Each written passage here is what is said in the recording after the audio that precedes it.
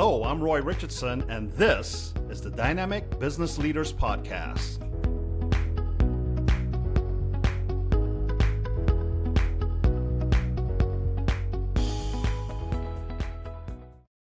Welcome back to the Dynamic Business Leaders Podcast. I'm your host, Roy Richardson, joined by my insightful co-host and trusted sounding board, Sean Murphy. Sean, great to have you here. And today we have an amazing guest. And our conversation today sits right in the middle of leadership and noise, especially in a hiring market that feels faster, louder, and more automated than ever. Our guest is David Sprinkle, founder and managing partner of Veritas Recruiting Group, a boutique executive search firm focused on accounting, finance, HR, and administrative leadership. David has spent more than 2 decades helping organizations build teams, not by chasing transactions, but by playing the long game. He's a trusted advisor to CFOs and finance leaders, an Inc. 5000 honoree, and someone leaders turn to when they're trying to make sense of a talent market that's changing faster than most people realize. But before we dive in, today's episode is brought to you by Aurora Infotech, helping organizations grow with confidence by protecting the systems and data they depend on so innovation never comes at the cost of trust. David, really great to have you here. Thanks for having me. David, welcome. I know that this is going to resonate leaders who are tired of hearing noise or hiring noise and looking for real clarity. And I know that you're going to bring this to this session with us today. Let's get into it and start with something light. I've known you a couple of decades, and early on when we first got started in our young journey as business leaders and business owners, you used to tell me about coaching your daughters and your days of playing Pop Warner football and stuff like that and having to make weight. You coach youth sports, and you've said a lot of what you've learned about leadership actually comes from coaching. What's a lesson from the field that shows up for you in business all the time? I think especially with coaching, and I was blessed to play a lot of sports growing up, and then even went in and played at football at the collegiate level. And then when I had my own daughters who did not play football, they played other sports that I didn't have any experience playing meaningfully. So soccer, girls lacrosse, things like that. And to where I had to learn it, but the principles of coaching were embedded in me from a young age. And I got to recognize the coaches that I liked and wanted to emulate, and the coaches that rubbed me the wrong way or that I didn't respond well to.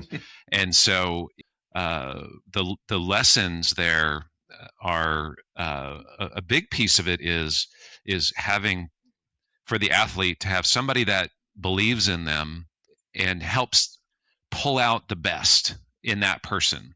Doesn't mean they're the best player, but that they're there to help pull out the best in them. And a good coach modifies their approach to the person depending on what they need in that moment. A kick in the butt, a pat on the back, some words of encouragement, a hug. You just never know, and that translates so well into the business world, and so it's something that I've drawn on a lot, and that it can't be a one size fits all leadership mindset. It has to be, what does this person need in this moment to help them be successful? So that, without a doubt, it's something that I continue to work on because I'm not perfect at it, but it was lessons learned for me.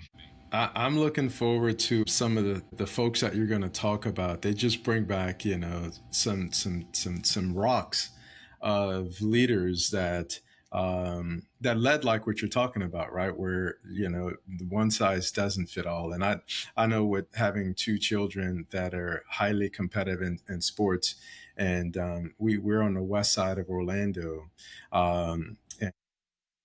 as kids, I tell them all the time, I'm like, look, this stuff that you're learning is transferable to downtown. You just have to believe in yourself.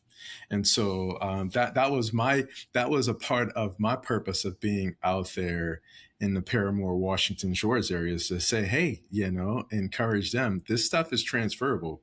But when you're coaching, you're really building confidence. And I know that. I love that. I remember the tight end at UCF, Dylan. I remember putting my arms around him when he was 9, 10 years old. His coach would just lay into him, Dylan, you're so soft. And, coaches, they have to do that in some cases, right? They're getting to know you too, right? And I would put my arms around him and just keep going, stick with it. But anyway, you're really building confidence, not just performance. How much of that mindset carries into how you work with candidates and clients? A lot. And it's more than just building confidence or trying to build confidence with the other person. Part of it is setting standards that you have expectations for people to live up to. And that happens a lot. Good coaches set the standards for their program. I think we saw it this last year with Signetti in Indiana, and turning around a doormat into a national champion. And he talks about that. We don't want to talk about that game. Podcast is over. He cheated. But he talks a lot about that. And Saban, he was a Saban disciple, and Saban talks about that. It's about working the process and having standards for things. And some of that's, as a coach, is not letting your athletes get away with stuff. Right. And as simple as when you step on the field, you're running onto the field. We're not walking onto the field. And when the coach is talking, you're not talking. Little things like that, and then not tolerating it. And so when that standard gets broke, not just ignoring it. Because once you start ignoring a standard, it's not a standard anymore. And so the same thing happens in business, whether it be the candidates and the clients that we deal with, who aren't my employees. They're my customers. And so the customer isn't always right. And so setting good boundaries with the people that I work with, whether they be internal customers, my colleagues, or the external customers, candidates and clients, it's important to set good boundaries and so that they know what the expectations are and what I'm expecting of that. They may not agree with it. They can choose not to do business with me in that case. But if we set high standards, usually that attracts the people that we want to attract and repels the people we don't want to attract. Well said. Well said. And speaking about boundaries, sometimes we need to put them around ourselves, right? So before we rewind and go to your origin story, what's your favorite place to think clearly and what actually helps you reset when things feel noisy? I have 2 dogs who now are chomping at the bit every morning to go on the walk. And so I start just about every day on usually it's a 2-mile walk around my neighborhood. Sometimes I do the extra loop and go 3 miles. And that is a time for me that I don't use in the same way every morning. Some days I listen to a podcast. Some days I don't look at anything on my phone and I just am one with nature and let my mind go where it's going to go. Some days my wife goes with me and we get to just talk and be with each other, and invariably stuff, about the family and life and all those things that it's hard to make room to have those conversations sometimes. And so that opportunity to take my dogs, which they go insane if until we go, they're so excited. But it's a really good place for me to start my day and in many cases get my head right, because there's always stuff that that clogs up the noise you talked about. And so that noise in our lives, which is so loud with our phones, and there's so much coming at us. One of my mentors when I first got into this industry really beat into me that when you're about to do something, do a checkup from the neck up and see where you're at, see where your head's at. What conversation just happened that is affecting you emotionally, psychologically? So if I'm walking in the door from my house and and something happened with my family, that has nothing to do with the people that I'm about to interact with. But it's very easy to let it just bleed in, and I walk in with a scowl on my face, and then it starts the day off wrong. So no matter what I'm about to do, right before this podcast, it was, all right, let me do a checkup for the neck up. I got tons of stuff going on right now, a lot of plates spinning, but no, I need to put those aside and focus on the task at hand. And that echoes for me over the last 20 years since I got that advice, and I keep reminding myself of it, and I try to encourage my team as well. Awesome. I love that. Check up from the neck up. All right. Yeah. Was he a former rapper? No, I'm kidding. Maybe, who knows? He was a former preacher, actually, which was kind of interesting. Was he a Southern Baptist? No. Hey. I don't know. I mean, you'd never know. When I met him, I never guessed that he was a preacher, because he liked to have a good time. Got it. Former preacher. So, but the psychological aspect, and really the internal your own psychological aspect is what I continue to work on, and what I try to be mindful of, and how that impacts other people around me. Yeah, absolutely. I really like that a lot. That's one that I'm going to write down and really make a part of. I try that, but I never, that the saying is kind of cool. But Roy, let's rewind a bit. Yeah, definitely. David, let's take a journey back. What pulled you into recruiting in the first place, and when did it move from being just a job to something that really felt like a calling? I got recruited right out of college. So I went to Harvard University, and they did on-campus recruiting, and I didn't know what I wanted to be when I grew up, when I was graduating from Harvard. And I had finished my football career and had really defined my life in many ways from second grade until 16th grade by being a football player. And then that ends, and then it's, well, who am I? And what am I? What do I want to do? Right.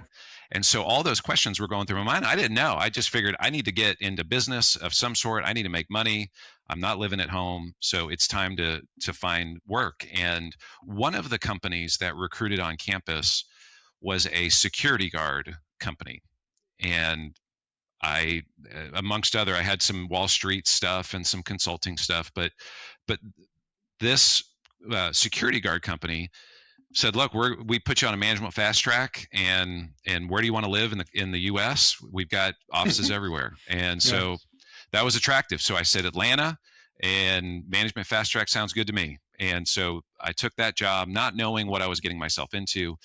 Security guards, that business is constant recruiting, constant staffing, because what happens is that you get a contract with a building, and you are contractually required to have a guard at that post 24 hours a day, 7 days a week.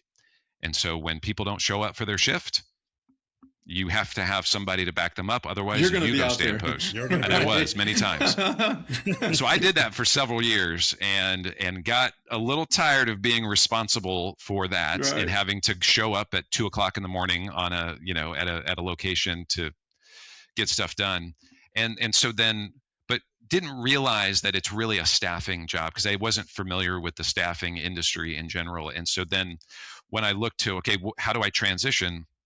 Discovered my former company and interviewed with them for a sales job, and they said, well, you're overqualified for the sales job. I was at that time, but here's a management role within our organization, and just kind of fell into it, and then started learning. Wasn't all in yet. Didn't know that this was going to be my passion, my career. And it wasn't until circumstances in the branch that I was running changed. I had to let go of someone, and then the person that was going to do that function that was remaining a few weeks later told me that she had to move back home because her husband was cheating on her, and so she was moving back home, and she was getting divorced, and then she was gone. And then the other people turned to me as the manager and said, well, who's going to do that job? And I said, well, I guess I will until I find a replacement. So I had to throw myself into that role and do it, and just really started learning. But that wasn't your job description. No. I'm being funny that, a lot of times you hear that, right? Right. Yeah. But most entrepreneurs, they don't take that mindset, right? It's like, we just got to get the job done. Done. So anyway, but keep going, David. Yeah. So fast forward, I ended up ultimately finding the person to replace me, but it made me get into the meat of the business and really start to do it and understand it and understand how rewarding that it is and how impactful it can be.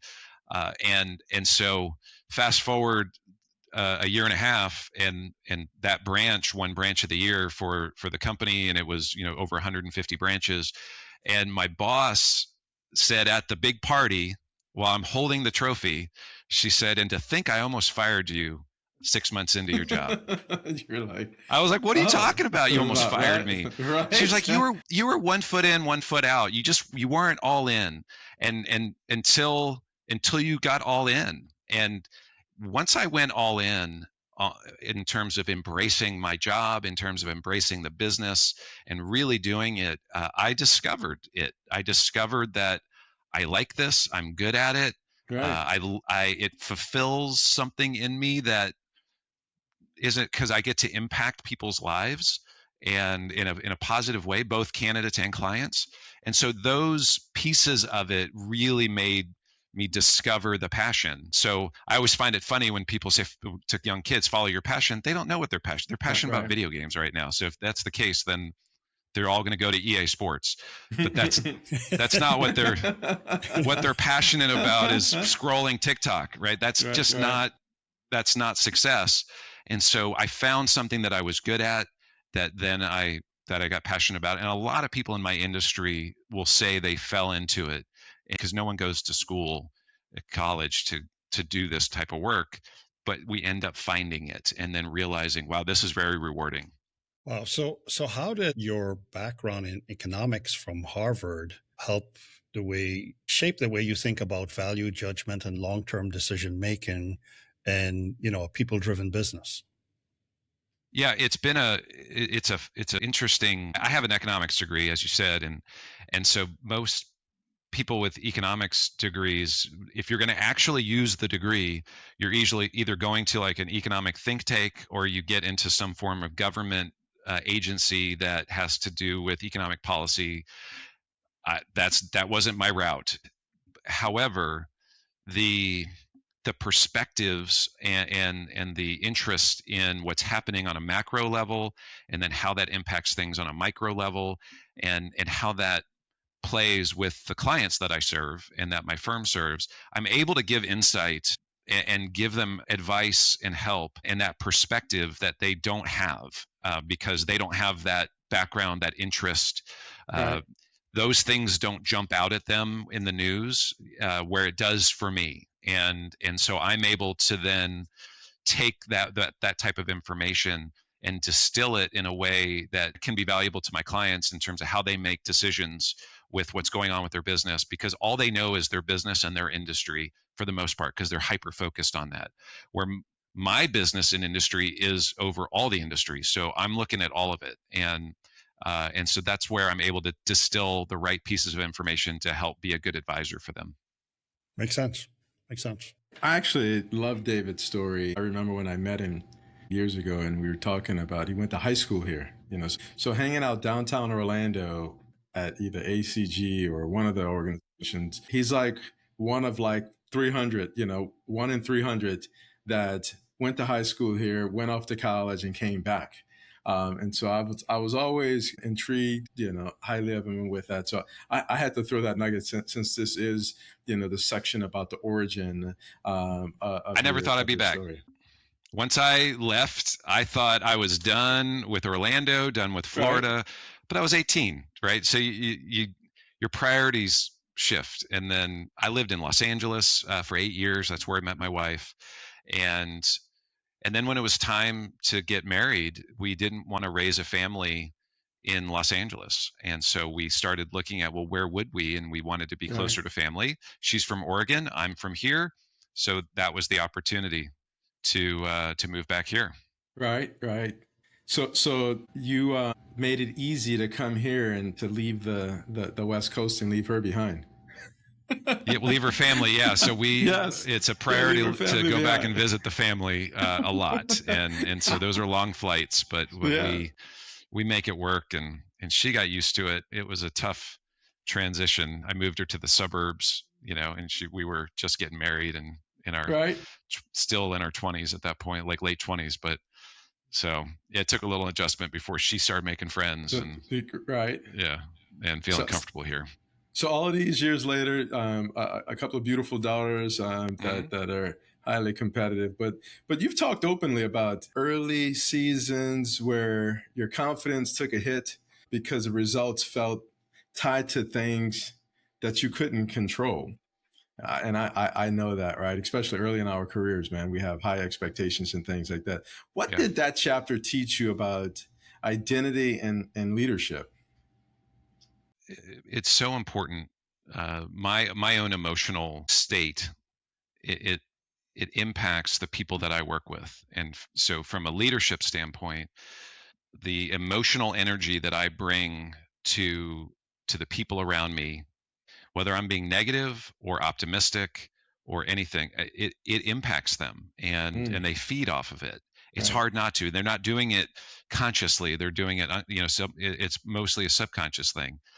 And so that checkup from the neck up that we talk Yeah. about, you know, before that time, I was in management roles, and looking back, I was not a good manager, and I would operate emotionally and react to things and instead of responding to things.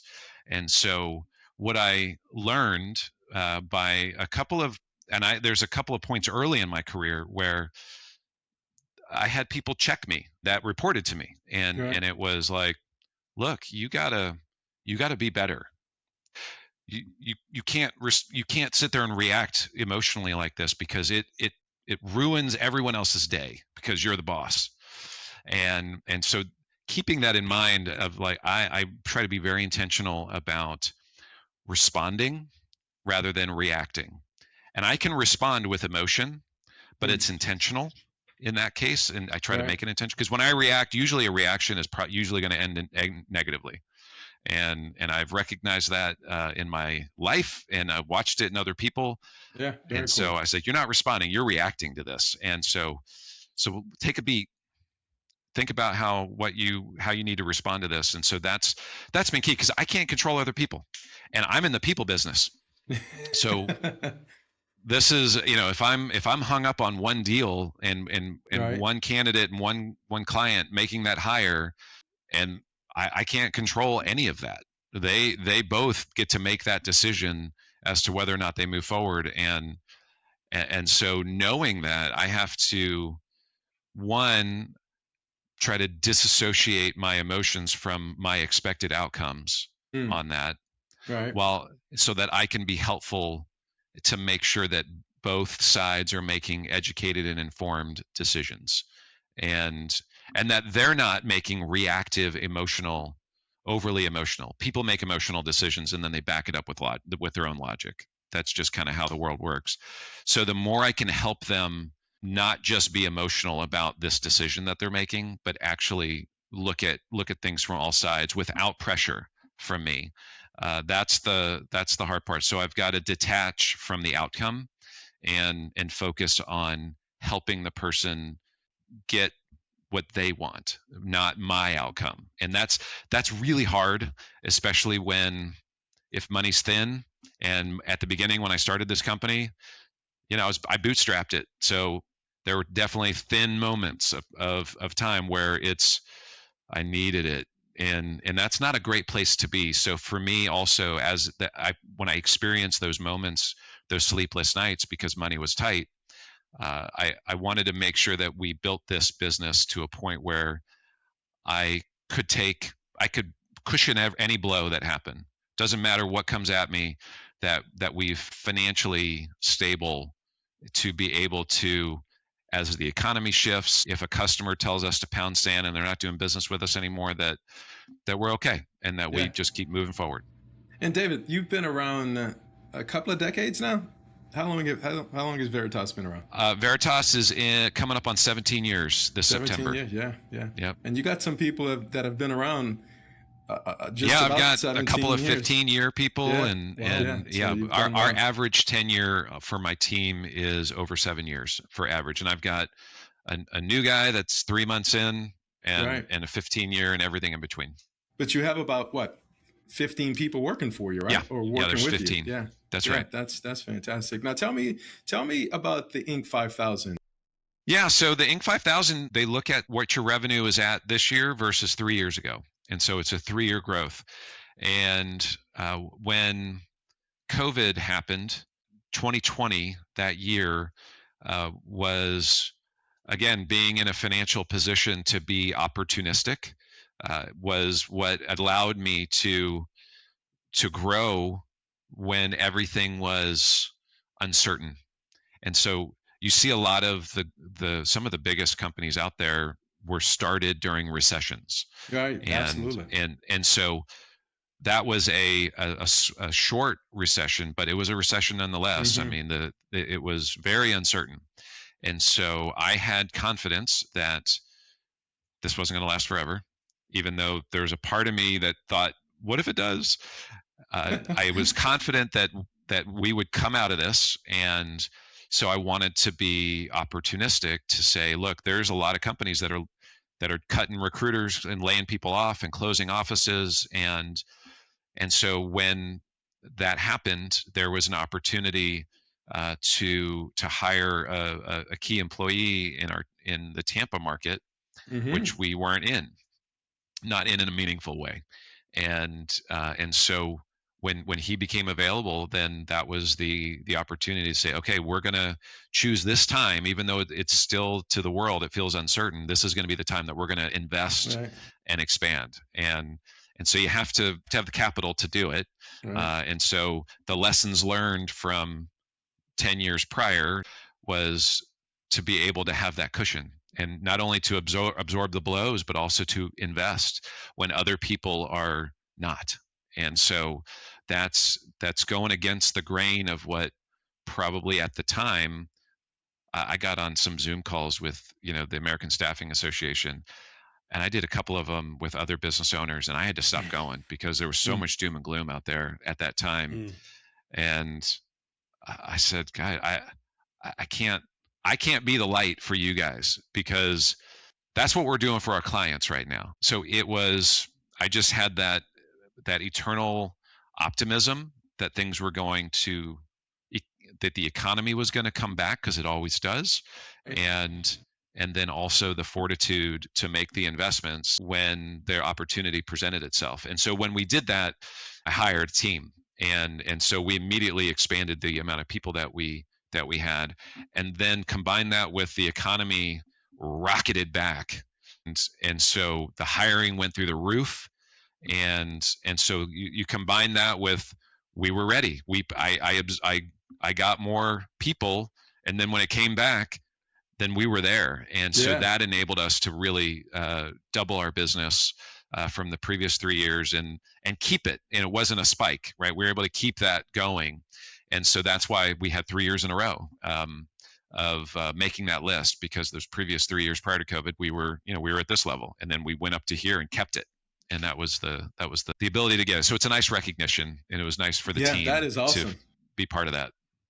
That is awesome. So those short-term wins, not focusing on that, thinking long-term, strategic, it clicked during that time. So let's talk about the work you're leading today.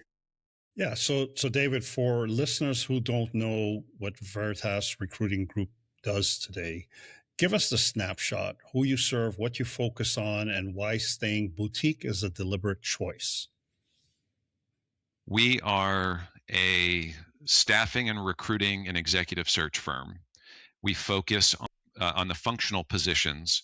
So we place CFOs and everyone in the CFO's org chart.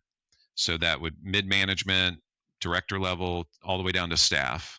And so in many cases, we'll place a CFO and then help them build out their team, or change their team in a way that needs to be changed for them to accomplish the outcomes that they're looking to get for their team, for their organization. we cross all industries, and why that's been helpful for us is that as economic cycles happen, some industries are doing good and Right. some industries aren't, and then so every industry's got cycles to it. And when you're tied to one industry, where some recruiting firms do, they niche on manufacturing or they niche on construction. It's great when it's great, but then they When go it out of stops. business. Yeah, when it stops, when construction plummets, they go out of business. And so that enabled us to, like back in COVID, if you remember, where everybody was talking about pivoting, we got to pivot. We're constantly pivoting. We're constantly looking at which industries are doing well, which companies are doing well, which companies are growing. Let's make sure that if there's an opportunity in that industry because the industry is growing and doing well, then let's go deep in that industry, but not only in that industry. So we're able to play in the markets that are doing well at any given moment.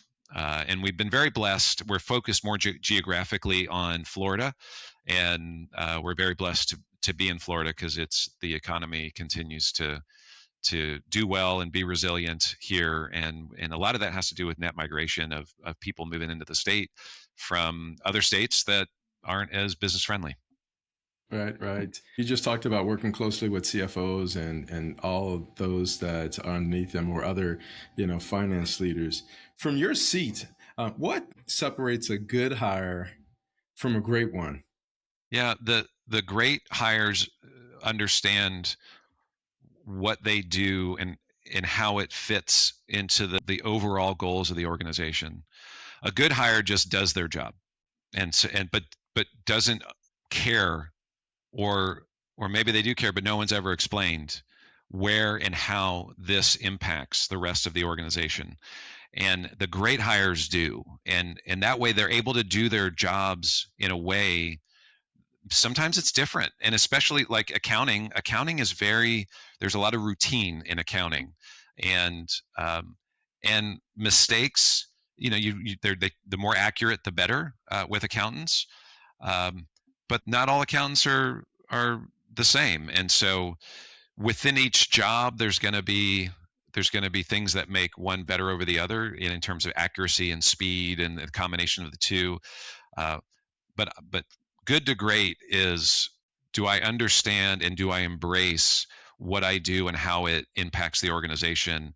And are there ways that I can look for additional opportunities to have greater impact from my seat doing bank reconciliations? Or, you don't have to be the CFO to want to impact the company in a positive manner.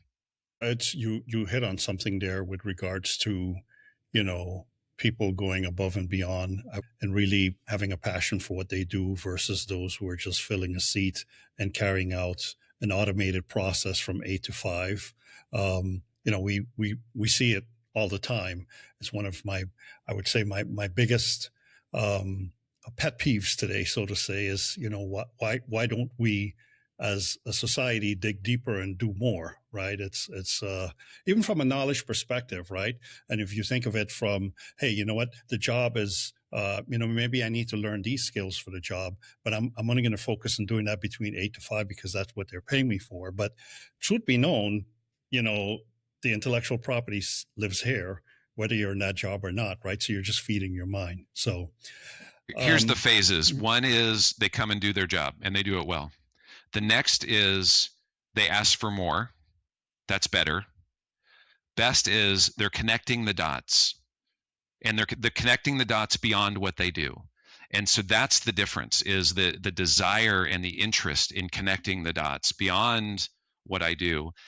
So just asking for more is good. That's better than not asking for more. I mean, a lot of people stop there and don't have let me figure out what is my boss stressing about? What keeps my boss up at night? What are the problems that my boss's boss, what are the problems that my boss's boss is trying to solve? Maybe I've got the solution for that. But if I'm not thinking about that and trying to connect the dots, because maybe the root is with what I'm doing that connects to here, that is the problem that my boss is trying to solve. And so that's where good to great happens from an employee's perspective. So as a leader, it's how do I help them to understand that and help them to buy in and want to connect the dots. And in your industry, I'm sure you run into, I mean, you are running a specialized recruiting firm, but you run into many others out there and who are playing the role of recruiter. And so the question is, at what point does a recruiter stop being helpful and become dangerous? And when does transactional hiring quietly go sideways? Yeah, the biggest problem in our industry, a little bit of it is set up in the how we get paid. And so retained search is one thing. Retained search is you pay me a retainer, and now just like you pay an attorney a retainer, and now they represent you, and then there's payments along for the whole process. When it's contingency, which is kind of like personal injury, if we're taking the same analogy, personal injury attorneys are on a contingency basis. You don't have to pay them anything unless they get the result. So for a lot of direct hire recruiting is contingency based.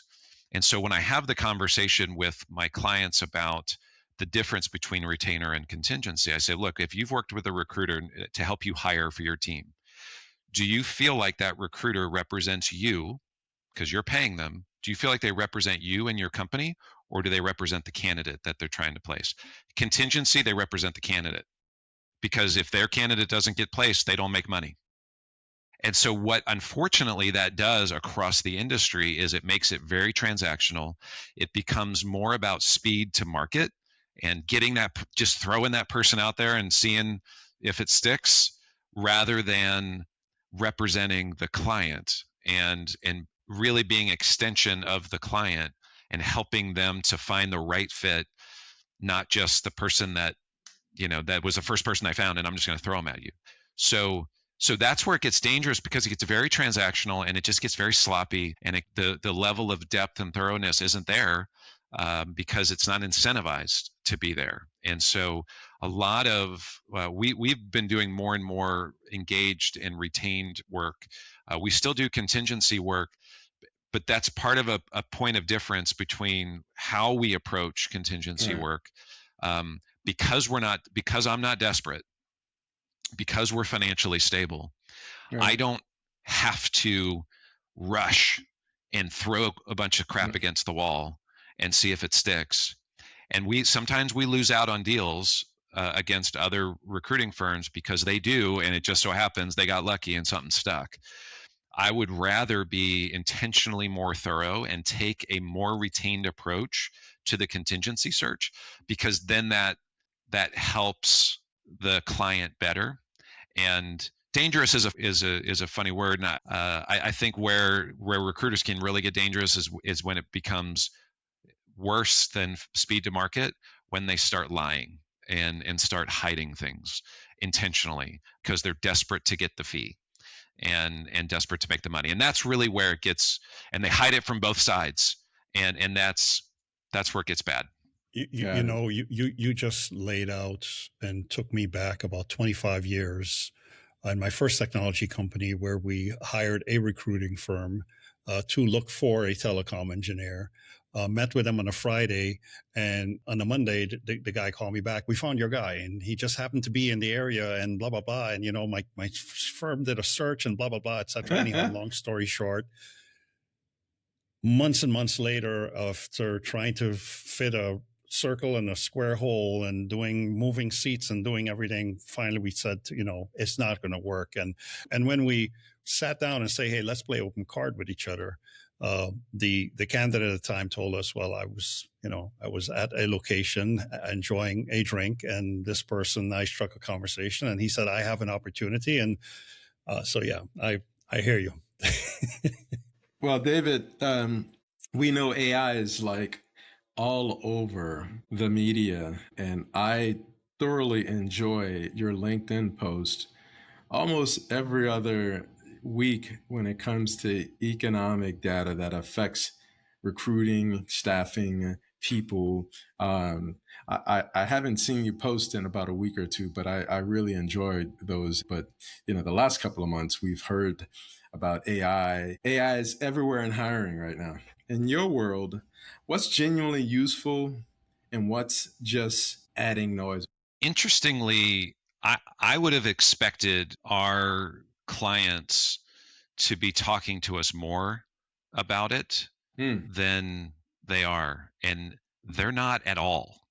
Like it hasn't, like when we do an intake of a position and to determine what are the needs here for this role, what are the outcomes they're looking to get, what are they hoping to find in terms of a skill set and so forth. It has yet to be, we have yet to write a job that they said they have to know how to utilize AI. That hasn't happened yet. I'm confident that it's coming at some point, but it's not there yet. Now, again, we do a lot of accounting and finance stuff. I also was expecting that some of the lower level accounting, like AP, accounts payable, I was expecting those to this year to disappear. And they haven't. No, We they still have haven't. the same level of I need a person to process the invoices. And so they have a hard enough time figuring out the software platforms that they have to use in accounting, especially the cloud-based ones, which most of them are now cloud-based, that have AI tools that keep popping up that they have to like X out of because they're like, no, I just need to process the invoice. Right. And so AI adoption, I think, in a boots hitting the ground standpoint, is still not quite there yet. Internally, we've been looking to how can this enhance what we do, and a lot of it's more enhancement of what we do, and try to speed things up, and can we get better understanding and clarity on things using AI rather than having it do the job. And it's prohibitive at this stage to really embrace it as an employee, have agents as employees. You can be intentional. I know some companies that do. I have my brother-in-law was just featured in Forbes because they're in a startup and half their employees are AI agents. AI agents, So they're having their AI agents work as employees, right. And I think that's fascinating and interesting. But they started that way, and I think it's easier to start a company with that structure than it is for a 30-year-old HVAC company that is going, I don't know, it helps me write stuff, but that's about it. And so I think that's the harder part for them. And Orlando is filled with medium and small size companies that don't have the ability quite yet, because there's no off the shelf stuff that at this point yet, except for when they like I said, they plug into QuickBooks and it starts hitting them with AI stuff that they just X out of and then go back to doing what they're doing. So I think it's coming. I think it's in terms of more adoption, right? But old habits die hard. And I was just having a conversation with a client who was telling me, that they were implementing just a new software system, not even AI. And yet there were people in the company that were like, that's great, but my spreadsheet works just fine. And I'm going to continue to keep using my spreadsheet because it works just fine. Resistance. Right. Yeah. Right. Yep. Yeah. So why would I try to figure out how to use the new ERP system, that module in it, when it ain't broke? So why am I fixing it?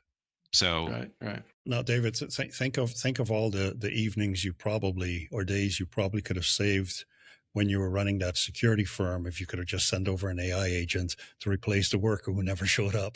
The droids. If I had some droids, I'd send them out. But man, I stood post several times in the middle of the night going, somebody wake up. And that was before cell phones. So I was calling home phones. Yeah.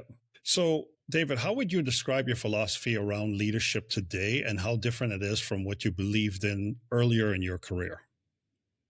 I started out of college and had no real leadership or management training at all. And so I just was winging it and trying to figure it out as I went, and was really the only models that I had were the coaches that I had grown up.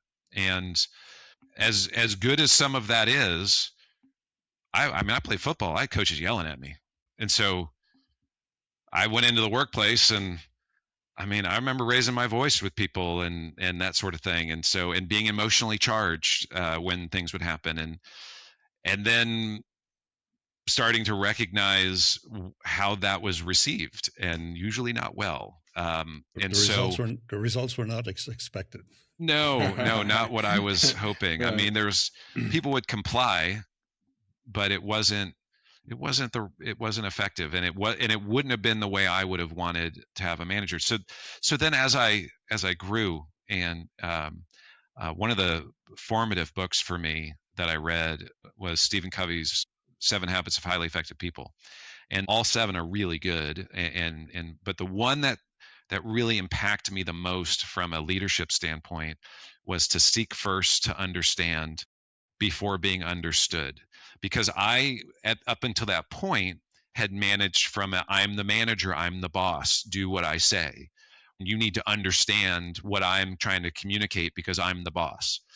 And then once I read that book, and how that principle really applies to a lot of things in life, but certainly from a leadership standpoint, to come in first to try to understand where that person's coming from, and then talk about what my objective is or what my agenda is. What I found was that in many cases, especially in one-on-one conversations, even though I had a performance issue, let's say that I was sitting down to talk to this person about their performance, and it's not good.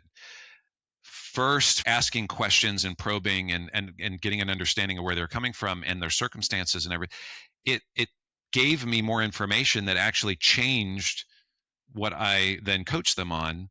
Yeah. And instead of just laying into them, was like, okay, well then let's talk about that. And by doing so, then they were way more receptive to hearing what I wanted to get across. And otherwise they wouldn't. They would have just sat there, because in one case, this lady Michelle, she was upset with me, and she was being passive aggressive and during the day. And so finally I pulled her aside and I was like, we need to sit down and talk, because this isn't going to work. And then instead of just laying into her about her performance and her attitude, and she's got a crappy attitude, all those things, first I just stopped and asked open-ended questions to see what was going on with her. And then she was able to feel comfortable to explain how she was feeling about me at that time. That totally changed my approach at that point, because then I realized, oh, this is me. This isn't a her issue. I mean, it is, but it's a me issue. She felt heard. And then I was able to then go, okay, well, we've got to figure out how to solve this, because we've got work to do. And so it enabled us to actually have a stronger relationship at the end of the day, because she felt heard. Yeah, very cool. And I would imagine that's how you build culture, right? Some of those things, when I was with the Truist Leadership Institute, we really talked about that with our clients and culture. And you talked about it was a me, not her. And so often as leaders, it's always about them and not the leader. And so that was going to lead into my question, and because I what he shared is really how you build culture, especially for high-performing finance teams or high-performing sales teams or executive teams. It doesn't really matter. You have to take that approach. So when you're advising leaders, what traits do you look for to protect culture and not just fill roles? It is about understanding, first and foremost, there isn't going to be a perfect candidate. Because what happens is they sit down with HR and they write out their wish list of, this is what I want in this role, and I need everything to happen this way. And in many cases, it's what the previous person did and how they did it. And if they were really good at it, or they weren't, and so they want the opposite of that. And so it's usually because of some previous person that was in the role. So then they have this idealistic view of what they want. And so they start looking for perfect. And so the first step is I have to remind them there is no perfect candidate. There's no perfect employee. There's no perfect candidate. And one of my mentors that I reported to back in my old company, Bill DeMario, the first time I brought someone to him that I wanted to hire, and he was going to hire him, he said, okay, before I interview this person, I want to know what your flag assessment is. I said, I don't know what you mean, flag assessment. Flag assessment. Okay. He said, yeah. So he goes, let me explain. There's red flags and there's pink flags. Red flags, we're walking away from this candidate. I don't want to talk to him. Pink flags are, there's something that's not quite right. He's like, and if you don't have pink flags, then you haven't asked enough questions. You haven't dug in deep enough, because no one's perfect. You should have some sort of concern points. So there's two types of pink flags typically. One is, it's a training, learning, and development issue. They don't have the knowledge yet, but with the training and development, they can get there. Two, the other kind of a pink flag is, this is just who they are. This is their circumstance. Maybe could be their family situation, could be just their personality, could be something that's not going to change. There's no amount of training and development that can change this piece, and it's not quite ideal. So if it's the not quite ideal personality or thing that's not going to change, do you have a plan for how to accommodate that, or how to mitigate the negatives of that trait? If you don't have a plan, then it's going to rear its ugly head and it's going to derail this hire. The other kind, from a training and development standpoint, do you have a plan, an onboarding plan, and do you have the bandwidth to be able to provide the training and development? And what do you think the runway is in the learning curve? And is it going to be short enough in the bandwidth that you have? So if you're not pre-planning for that and addressing, and it's not universal, it's person by person. So, and each person is going to present a unique challenge when you hire them. And so if you're not thinking about that ahead of time, then your onboarding is not going to be as successful as it could be. But if you have the plan and then you put it together, then great. And so then I had to bring it to him every time. If I brought a candidate, I would also go, here's my flags. And then he would go, okay, great. Those are things I'm going to dig into in my interview to try to give you clarity so that you can make this decision. I'm not going to decide whether you should hire them or not. I'm just going to give you clarity on the flags, and so that you can make a good hiring decision. So I've taken that and really use it with the companies and the hiring managers that I work with to help them to think through it, because most of them have no concept of onboarding or assessing a candidate and how to set them up for success. That's not what they do for a living. What they do for a living is the accounting or the finance or the FP&A work or the budgeting. They don't think about and strategically onboard and think about how the hiring process and the onboarding process have to happen in order to have a successful person that's going to be there a year, 2 years, 3 years down the road. Right. So let's do some quick hits real quick. And on these, just you don't have to give like you've done with all of the other answers. So give me some quick. One book you recommend most and why? I'd come back to 7 Habits of Highly Effective People. I think that is that one is those traits, and if you can use them and think about them, and it can positively impact all aspects of your life, not just business.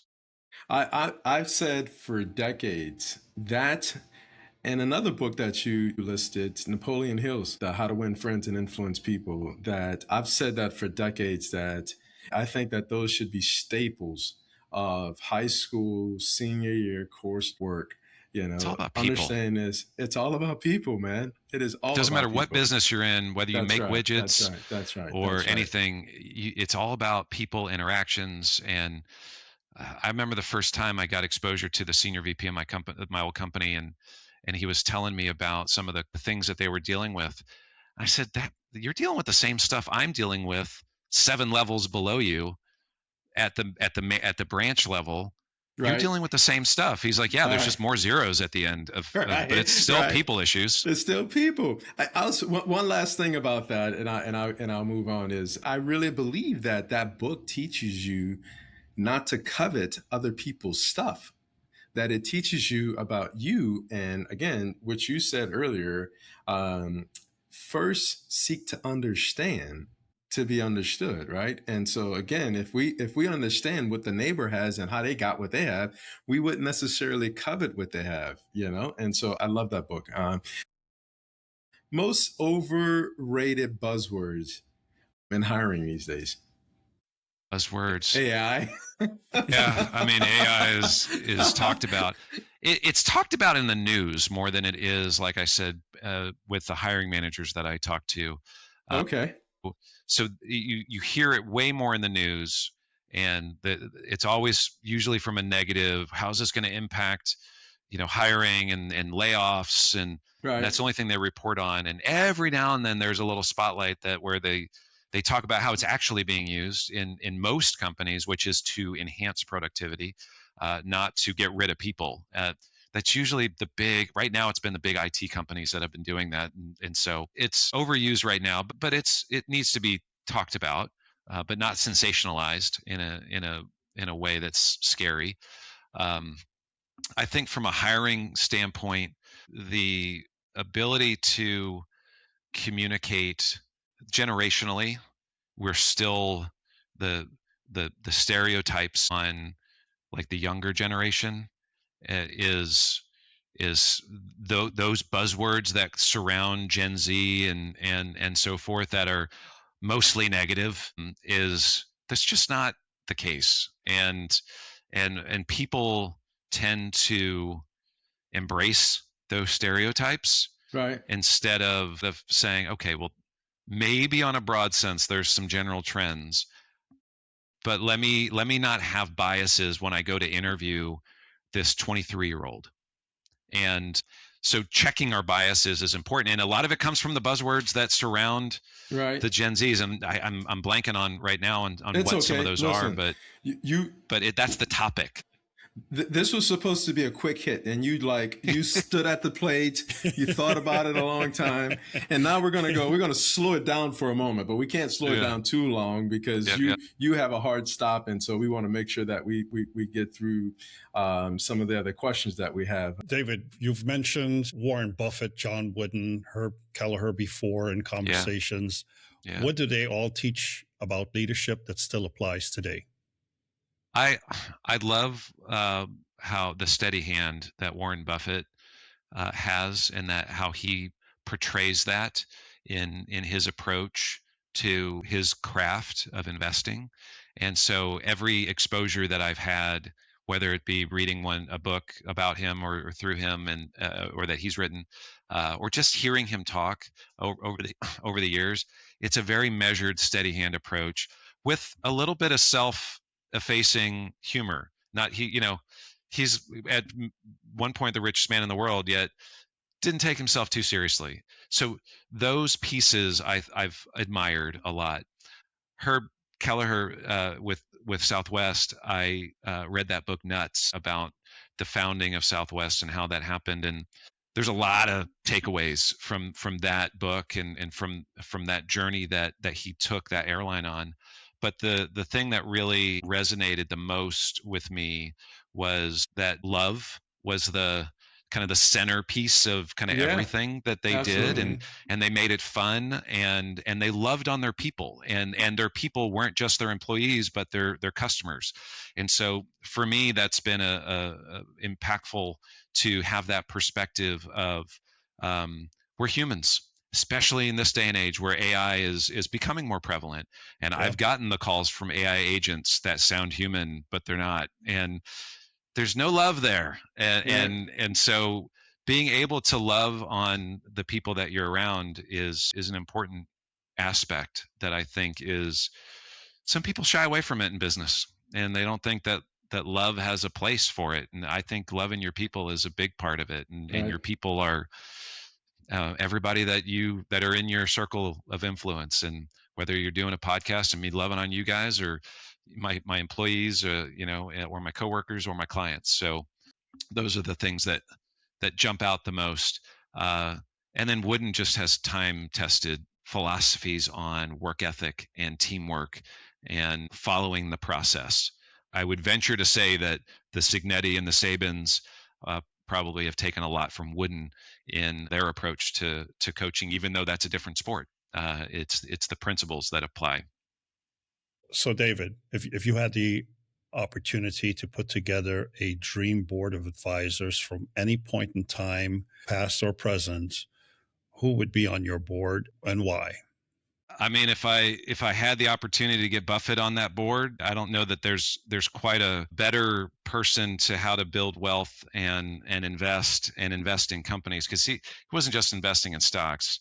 I mean, that company, they invest in companies and in people, and so to have that somebody like that in my corner as an advisor would be pretty amazing. I definitely think that my dad passed away 3 years ago, and so I miss him as an advisor in my life, both from a business standpoint and just in life. Dealing with kids, and he was there for me all through my kids' development. But now he's gone, and they're still going through those different phases of life now that I haven't been able to talk to him about it and get his perspective. So I definitely would be bringing him back. I probably should have said him first.